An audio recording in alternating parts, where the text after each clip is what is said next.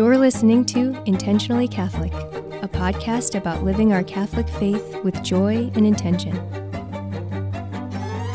Hi, everyone. Thanks for listening. I'm Dan Hansen, and as always, I'm joined by Father Ron Hutchinson. And Father Ron, wow, it has been a while since we sat down. You know, you had a vacation. I had a vacation. Life's been busy. You know, summer's winding down. Summer's always busy. Wow, but it's been busy. Anyway, we're ready to go again. And I thought to kind of ease our way back into this whole thing, let's just talk about your big trip. You just recently, in the last little bit, you came back from Europe. And let's just start with what drew you, to go to Europe rather than, Coopersville or something like that. Well, a friend of mine who is a retired priest, just retired the last year, from Newark, the Archdiocese of Newark, he's done these trips for quite a long time where he is the chaplain on board a cruise ship. He signs up to be the chaplain, has to say mass every day, but then he gets to be on the ship for, I think this time it was somewhere around $60 to $70 a day. Okay. Mm-hmm. So, and you get to enjoy the whole being on the ship, just like you are a passenger. So, for that amount of money. So this was on the Queen Mary 2, which is on the Cunard line. And you can take a guest with you, and the guest can stay at the same rate with you. Oh, wow. So, he had been wanting for ages to go to the Fjords in Norway. I don't know why. That was one of his bucket list trips. So I had said, well, you know what? Hey, for $60 a day, I'll go to the Fjords, even if it's not a place I planned on, on a bucket list going. Yeah. But I thought it would be interesting. Okay. And the Queen Mary 2 is a lovely ship. It's beautiful. It's quintessentially like old world charm on a ship. So it feels like you've entered a different time to some extent. And it's very British.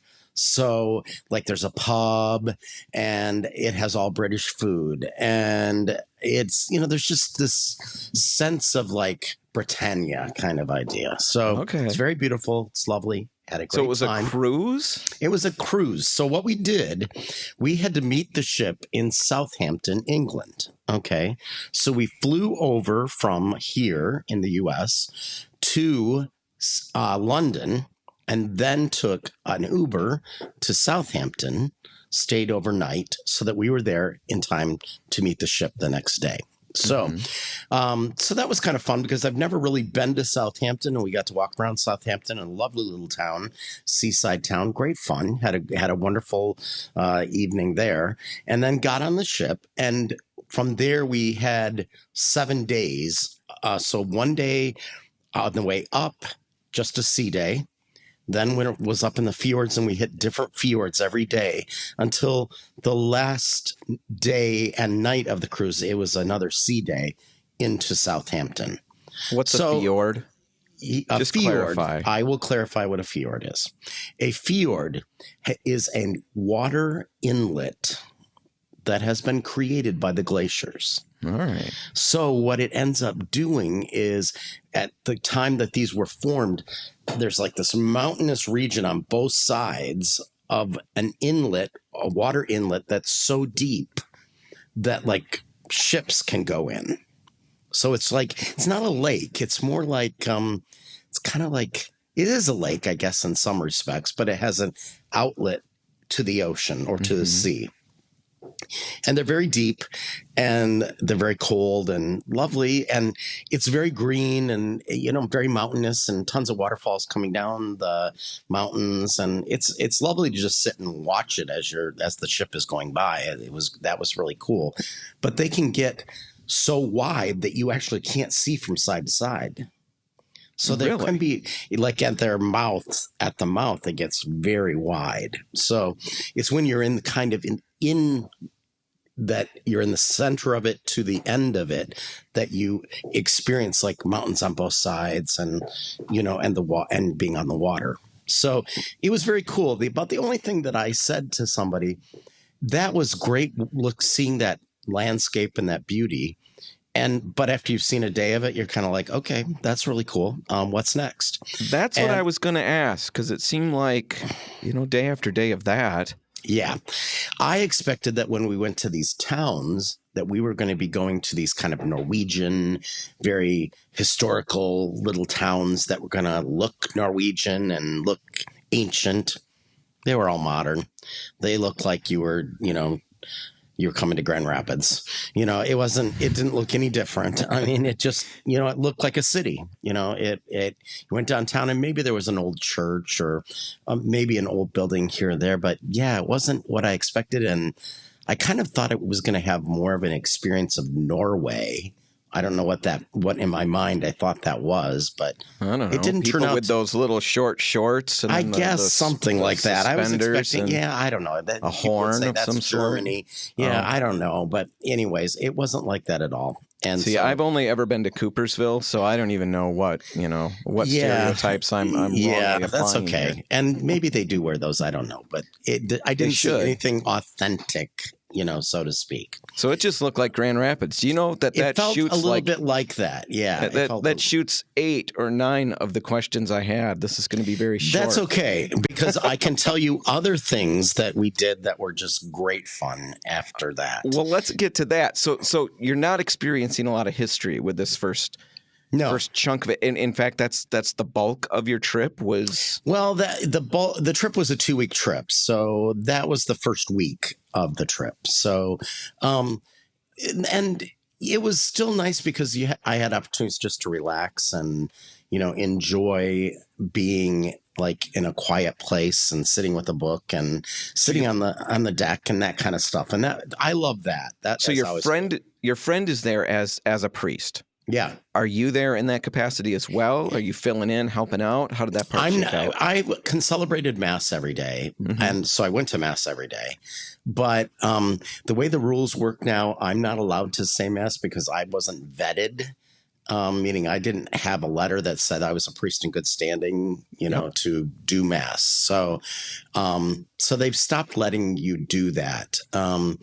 It's interesting. The one thing that they've kept that we were able to do is we were able to sign up to be escorts for trips. And we finally one day said, it sounded like this really cool one that was going to take you to the top of the mountain and be able to see the fjord from the top of the mountain. We were taking a gondola. Mm-hmm. Well, it ended up being that was one of the days, and this happened a lot of days that we were there. It was, for some reason, very foggy during the period we were there. Well, the day we were there, foggy. So we're driving to this mountain. Literally, it's just getting foggier and foggier. We get to where you're supposed to take a gondola up, which is basically a ski gondola. It was a ski resort. And we got up to the top of the mountain, and the picture that I took was me standing on the edge, and all you see behind me is pea soup fog. Yeah. And that's the picture, because it was just like, I can't believe we spent the whole day. And it was like a 5-hour journey, because it was like we rode in the bus for like an hour, and then we were on a ferry that took us across the fjord for like 35 minutes or something like that. That was the best part of the ride, by the way, because the views were incredible. But then we get to this gondola, and the only piece of the gondola thing that after you're in pea soup fog, they served us these waffles with strawberry jam and sour cream and coffee, so that we got to have, a native taste of Norway. So that was fun, but it was just one of those you're like, I just spent the whole day riding on a bus, basically, No, so, I know. I've seen pictures like that on the internet where somebody says exactly that. Drove 15 hours. Here I am. And then all you see behind them is just complete fog. Yeah, it was what was the chances? Did anybody warn you that this was likely to happen? Well, it was very interesting. As we were getting on the bus, the woman said, "Ooh, I'm kind of hoping we're going to beat the fog." And I was like, I'm looking at her like, what? I mean, she was the leader of the whole tour company. Yeah. And I'm thinking to myself, like, if you know it's foggy there, why are you taking us? Did you say that? And that was my comment when we got back. I said, I really think that you should have given people the opportunity to say, I don't want to do this, because, I mean, I could have come up with 5 hours of stuff to do on the ship that would have been relaxing and fine. But it's one of those, like, live and learn, do it. You take your chances, so to speak. Well, it's a funny story, and man, there's all kinds of stuff you can draw from that. You could use that in homilies. I mean, what the journey that we think we're on, and then and then we get there, we arrive, and we're like, I can't see anything. Yeah, I'm not. yeah, I experienced nothing. Yeah. So God gave you really good stuff there, Father. Yeah, Ron. he did give me good stuff. So I'll be able to use it at some point in time. I'm quite sure. But the better part of the trip actually occurred after we got back to Southampton. Then we had arranged a bus ride to London, to Heathrow Airport, where we were then going to fly to Dublin, and where we're going to spend the rest of our vacation in a home that somebody had given us to use. That they are a dual resident in the United States and in Ireland. They bought a home in a seaside town. So we were like pretty excited about this, just outside Dublin, seaside town. Malahide has a castle, it sounded really cool. We were excited. Sounds good. Well, we arrived at Heathrow. That was right when all of the stuff was happening here in the U.S. with the airlines and the internet. Mm-hmm. And so our flight got canceled because it just had goofed up everything, even in Europe. It had caused a lot of problems. So our flight was canceled. So immediately, then becomes the discussion of, okay, what are we going to do? Because we're not going to be on a flight till tomorrow. Okay. And I'm looking, my friend is saying, well, let's just stay out here by Heathrow, and that way it'll make it easy tomorrow, and blah, blah, blah. And I'm like, I am a few miles from London, central London. I am not staying by an airport, and I said, there's no way. So I said, leave it to me.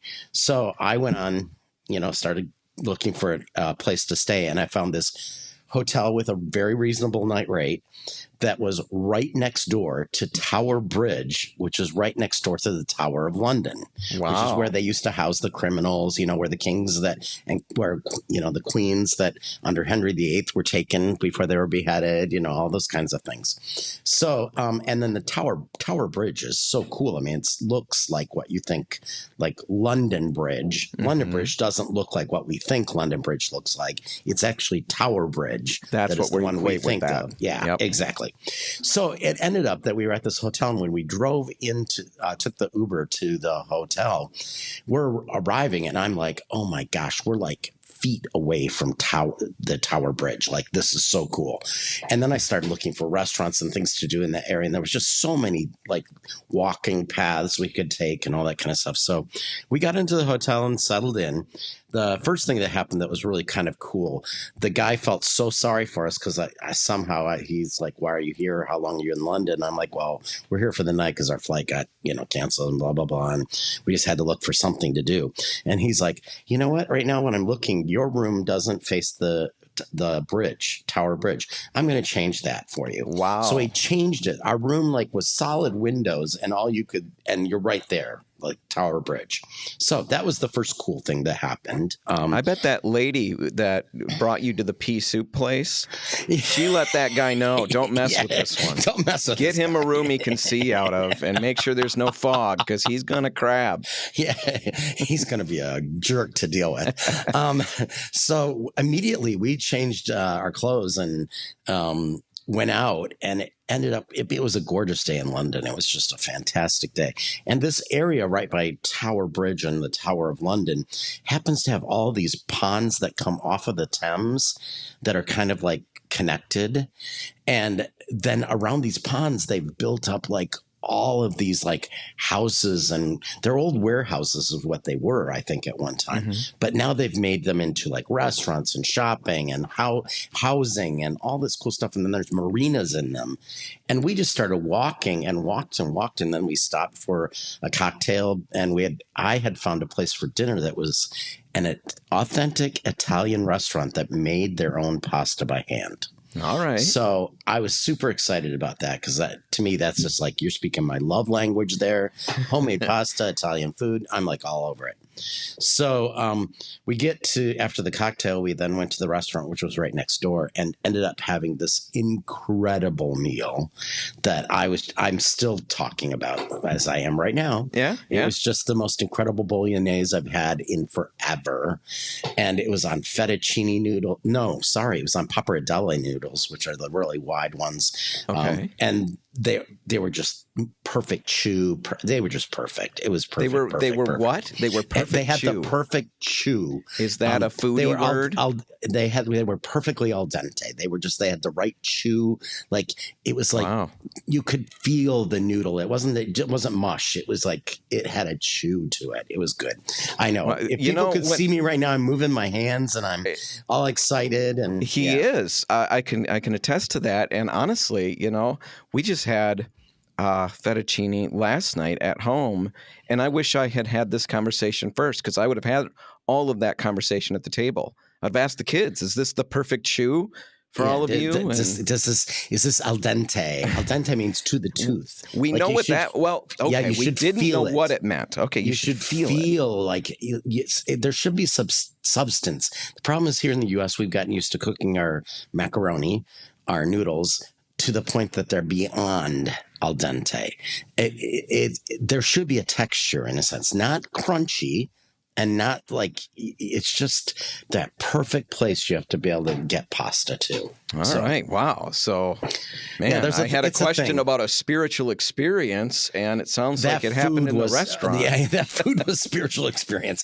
And then I ended up having a tiramisu that was just over the top too, at that restaurant. So we had a good night. Ended up, then we continued to walk around and then had some cocktails right on the Thames at a bar that was across the street from our hotel, all outdoor, with the bridge behind us all lit up. It was just phenomenal. It was phenomenal. Are you talking to locals? Are you running into people? We talked to bartenders and whoever. Yeah, it kind of, you end up talking to people. You just do. At least I do. My friend says I can talk to anybody. Yeah. So I don't ask 20 questions, but I can start a conversation. I figure out how to do it. So cool. That was really cool. Next day, we got up, walked around Tower of London, went to a couple shops, then went to the airport, got to Malahide. Or we went to Dublin and then got to Malahide. The first thing we did that night, because we kind of settled down in the home, which was kind of a cool little cottage, kind of thing. And then we had no clue what we were going to do for dinner. So we just walked down and found a restaurant and went in, and they let us sit down, and we had, another really cool dinner, which was more Irish food, more local fare kind of idea. Mm-hmm. And then the next day after that, we went to Malahide Castle and had a tour of that. And it was the longest used castle in Ireland. It was actually still used lived in into like close to 1970. All right. By who? By the family that owned it. Okay. That were the Lord and Lady, had been passed down in the family. And then finally they got to the point that they gave it like in a conservatorship to Ireland. So now it's a landmark in a park, and it's set on a huge amount of property, like just a massive, massive park, which is all like lawn with trees all around it. It was beautiful. It was really lovely. And not, when you think of a castle, it was big, but it wasn't massive. Right. And it didn't have a moat. It was just like it was a castle. Well, that's cool. I would have liked the moat, but Yeah, the moat, that with a drawbridge and all that. That's how we think it should look like, but it didn't look like that. Well, the only problem with Malahide that we encountered was we loved Malahide as a place, and we had a restaurant that night we went to, had another great meal. The house we were staying in had no water pressure for some reason. And the guy had been saying to us the day we arrived that he was having trouble with the washing machine, so we wouldn't be able to use it. Well, I think the problem was there was no water pressure, and he just didn't realize it, but somehow the water pressure disappeared. And so we were like, it was impossible to take a shower. Like, it was one of those like handheld, and you're having to keep pulling the thing the little spout thing up to Oh. get a dribble of water on you. And then there to wasn't get enough soap pressure to off. keep it up, did it? Yeah, and there wasn't enough Okay. pressure to keep it up. So finally, after 2 attempts at showers that way, it was like the day we arrived, we hadn't taken a shower, so we took one, and had problems the first day, and then thought it would be better by the second day. Wasn't. I looked at my friend and said, "You know what? I can't do this for another 2.5 days. This is just not fun. I would much rather just go to Dublin and settle in at a hotel and walk around Dublin, wander around the city, have a good time." So again, I get on looking for a hotel, and I find this hotel that's in what's called the Temple Bar area. Temple Bar area, there is a bar called Temple Bar. It's just the longest existing bar, pub, live music. All the bars around that area all have live music every day. Okay. In the evening. Well, the hotel that we got actually was above one of the bars. And as we're arriving, we're going like, oh my gosh, what did we do? Did we, we're going to have to listen to this all night, kind of thing. And Temple Bar was just around the corner. So we were concerned like, oh, this is going to be crazy here. Well, it was a new hotel they had renovated a hotel. They had soundproofed it. You couldn't hear a thing. Really? Couldn't hear a thing. Oh, it was so cool. Nothing you can crab about there. So I couldn't crab it. It was great. But it was the smallest hotel room you've ever seen in your entire life. Like you're doing I'm sliding between the end of the bed and the wall to get, the bathroom was so tiny, like you could touch from one end to the other with your hands. Like it was just crazy. You could probably shower and brush your teeth and urinate at the same time. Wow. I mean, think graphic. Of the time that you were saving. Yeah. All of them were available to you right there. You're going to have to throw your toothbrush away every time. Exactly. But anyways, it was funny because it was so small, and it's so not U.S. That's so Europe. But, it's a place you're supposed to sleep, not a place you're supposed to hang out. Right. Well, we ended up going to the Emigrant Museum, which is it's a museum all about emigration, people who've left Ireland to go to other countries, and how the Irish culture has influenced, so to speak, all the world in all of these different areas: music, athletics, business, and they literally were going over the lives of people, like why did they leave during certain periods. And so you could walk around and you could literally you could connect with a person at each place and learn their story. It was very interactive, very cool museum. Loved it. Had a great time. How long did you spend there? Oh, probably, I would say like several hours, like 2.5 hours or something. It was crazy. And then we booked to go to the Irish Whiskey Museum, where we learned about the making of Irish whiskey and what makes it Irish whiskey. What makes it Irish whiskey? It has to do with the fact of how it's distilled and etc. Bourbon is made in like Kentucky, and it's made with certain elements, and whereas opposed to like whiskey is made with another, grains or whatever. Mm-hmm. I don't know. I wasn't paying attention. To me, it all tastes the same. I like it. I just don't understand it. So you like Irish whiskey, but you don't like. I like bourbon. I like. Okay. Yeah, I like them both. I like both. To me, they taste very similar. But most people would say Irish whiskey is lighter than bourbon. I don't know. Depends on the bourbon. Depends on the Irish whiskey. Sure. And then we got to blend our own Irish whiskey. So you did. That was great fun. Got to take like 5 ones that we tasted and blend which ones we wanted to put together to get a certain taste. Oh wow! So it was kind of fun. That was great fun, and we got to take it with us. So that was great fun. The last evening in Ireland, we went to the only ever and at present 4-star Michelin restaurant in Ireland. Now that's the Michelin group decides what places get how many stars, what restaurants. Okay. And to get 4 stars means you're top notch. All right, so it's not on a 5-star scale. I think it might be 4 or 5. I don't remember which it is. But nobody has 5. They're very rare. They're very, Okay. very, very, very But rare. this is the only 4. This is the only 4-star, and it's the only Michelin restaurant in all of Ireland that I only know about was aware Michelin of. tires, and apparently Yeah. these are different things. Totally different. Yeah. And this is like, to be a Michelin chef in a Michelin restaurant, your quality has to always be like top notch, and it's consistent, and it's like a dining experience, is what it amounts to. And was it? It's supposed to be, and it was. Oh my gosh. Yes. How was the chew of the noodle? There were no noodles. I didn't eat noodles.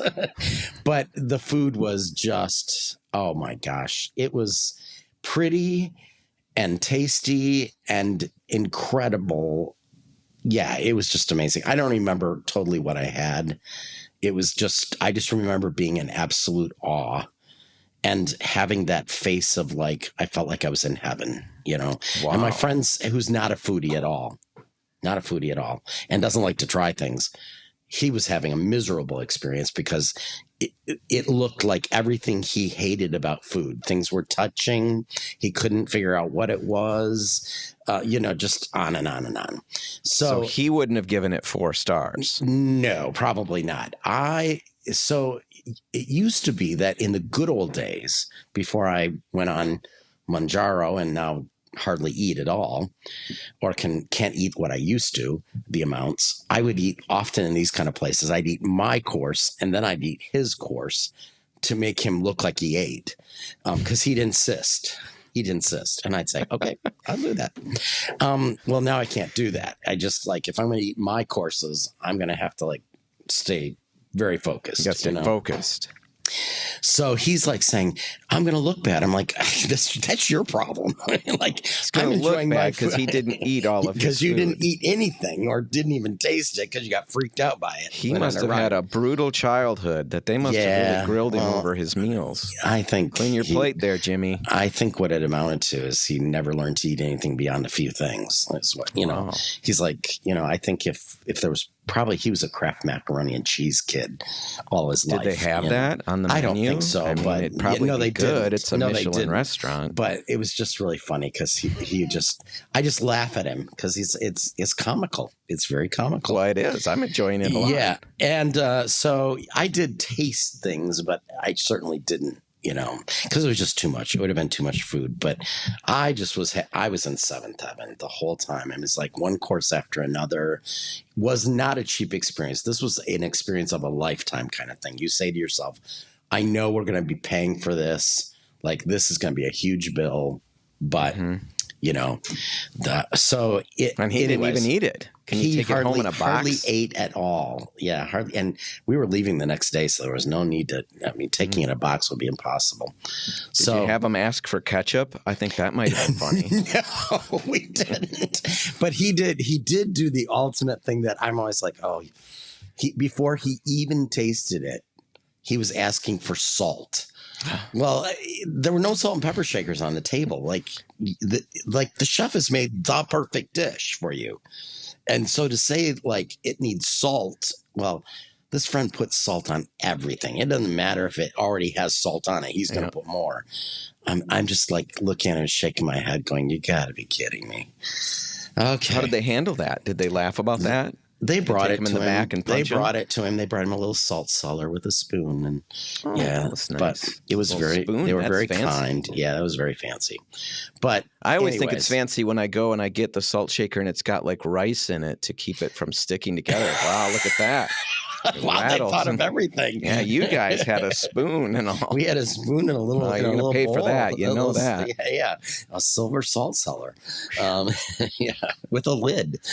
Wow, my goodness. Yeah, so you paid for that, but it was a fun experience. It was great fun. You just don't have those kind of experiences every day. So, That was it. That was the last night. And that was the last night. Then we flew back home. But I have to say, from my standpoint, what ended up happening is the trip we didn't plan was better than the trip we did plan. So the things that happened that were unexpected actually turned into the adventure far more. And this was probably the first time I didn't find myself getting upset. I just was you know what? Let's just enjoy this adventure. Let's just do this. Well, see, there you go. There's another little thing you can use in a homily somewhere. The trip you planned versus the exactly. The one that you didn't was more fun. It was you didn't know what was coming. Exactly, and still was fun. So if you could go back, we're winding up, but if you could go back and revisit just one of the places, would you do that, or would you go on a brand new adventure and find new places to go to? I am always into new adventures if I can. I mean, that was my 5th time in Ireland. Your 5th time? Yeah, I've taken groups to Ireland and done like all around the island kind of thing and seen everything. But this was the first time I've ever stayed in Dublin for like a couple of days and just wandered around Dublin. And so, but I really like new adventures. I like to try new places. I mean, it's not to say that I haven't repeated locations. There are certain places like I love Italy. Not necessarily Rome. I mean, I like going to Rome, but I've done it a number of times now, and I would much rather go to northern Italy, Tuscany, go to little villages and just really enjoy the flavor of the area. So I bet the chew is good on those noodles. Yes, it is. Those people know how to cook their pasta. But so, yeah, I'm into new adventures, but it doesn't mean that I don't repeat sometimes. Yeah. Just sometimes it's fun to just go back to a place that you've really enjoyed. And do you have a place on your horizon that you might be thinking about, or nothing right now? Well, I do have a trip. We have another cruise planned that he's going to be the chaplain on, the priest that I'm vacationed with. And this is on a cruise that starts out of Venice and goes to Greece. Oh, that sounds really good. Yeah, ends up in Athens, but it goes to some of the islands of the Grecian islands. So Santorini is one of them that it goes to. Is a lovely, lovely place. And I have been there on a cruise ship before. And so I'm kind of looking forward to going back because that was really beautiful. And it was now that's a place that when you get off the ship, you go, this is what I expected a Greek island to look like. It's the white, it's these lovely homes all up the cliffside that are all in different colors and white, very white, and, different colored roofs, I think is how they do it or something. I can't remember exactly, but it's stunning. And it's one of those places you go like, I feel like I'm someplace like this is great. So, when is that? That's in mid-November.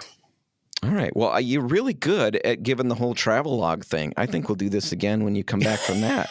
Okay. Sounds good. But I think we did enough now. I think we made enough people jealous of your trip. So the work that we wanted to accomplish, well, that was my intent. So okay. Mission accomplished. I'm checking that one off. As always, if you have any comments or questions, if you have any topics that you'd like to hear us discuss or dig into, please let us know. You can reach us at comments@icatholic.show. For Intentionally Catholic, I'm Dan Hansen. I'm Father Ron Hutchinson. God bless. Thanks for listening to Intentionally Catholic. If you like what you heard, please consider sharing our show with a friend. If you have comments, questions, or topics you'd like to hear discussed, please email those to comments@icatholic.show. And be sure to tune in next time for another episode.